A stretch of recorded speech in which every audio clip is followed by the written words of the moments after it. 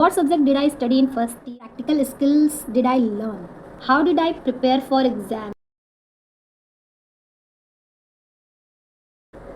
Hello everyone, welcome back to my channel. I am Anjali Yadav, student of BSc Nursing second year from College of Nursing. In this video, I am going to share you about what I learned as a first year nursing student.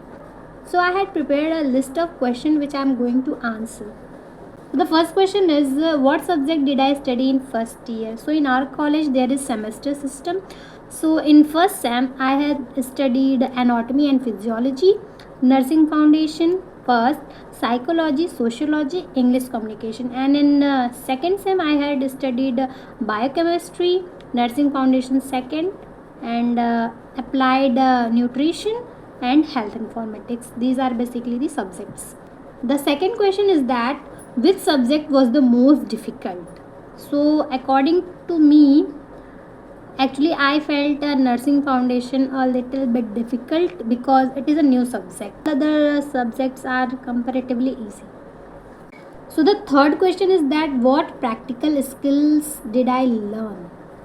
So मैंने क्या practical skill learn की है while being a first year nursing student?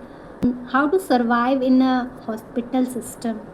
Hospital में कैसे अपने आप को खुद को मैनेज करना है, पेशेंट को मैनेज करना है, वो खुद इतनी क्रिटिकल कंडीशन को फेस कर रहे हैं, उनको कैसे डील करना है, खुद पैनिक नहीं होना है, फर्स्ट डेथ एक्सपीरियंस पेशेंट किसी भी पेशेंट का देख के उसको अपने अंदर लाना है कि हाँ ये होता ही है.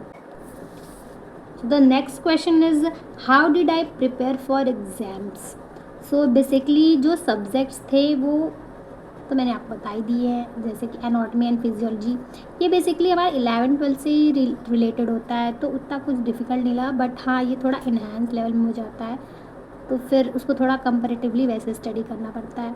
नर्सिंग फाउंडेशन भी है, बढ़िया सब्जेक्ट है, but it is a vast subject, time ले लेके आपको पढ़ना पड़ेगा.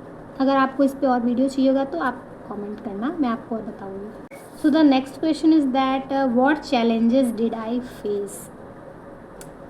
बेसिकली चैलेंजेस यही कि नया इन्वायरमेंट, नए लोग, तो वहाँ पे आपको कोप अप करने आना चाहिए. आप कैसे उनसे इंटरेक्ट करते हैं, आपको ये सब आना चाहिए. अदरवाइज़ आप बहुत लेफ़्ट आउट फील करोगे कुछ टाइम के लिए, बट अल्टीमेटली आपके फ्रेंड्स बनते रहेंगे.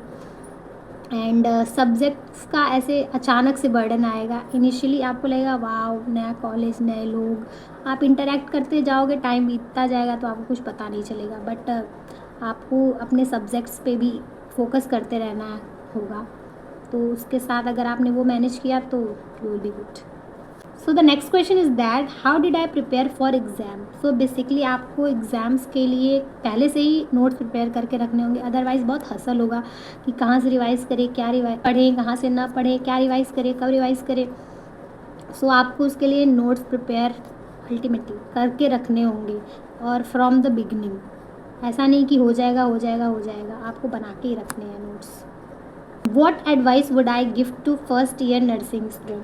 सो मैं ये एडवाइस करना चाहूँगी कि जितने भी एक्सपीरियंसेस मिलेंगे उनको लेना. आप लोग हर एक इवेंट में कोशिश करना कि आप पार्टिसिपेट करो, अदरवाइज़ आगे जाके बहुत कम चांसेस मिलते हैं कि पार्टिसिपेशन करो. अपनी स्टडी पे भी उतना ही फोकस करना जितना कि आप एक्स्ट्रा करिकुलर एक्टिविटीज़ में इन्वॉल्व रहोगे, वरना फिर बैलेंस आउट करना बहुत डिफ़िकल्ट हो जाता है.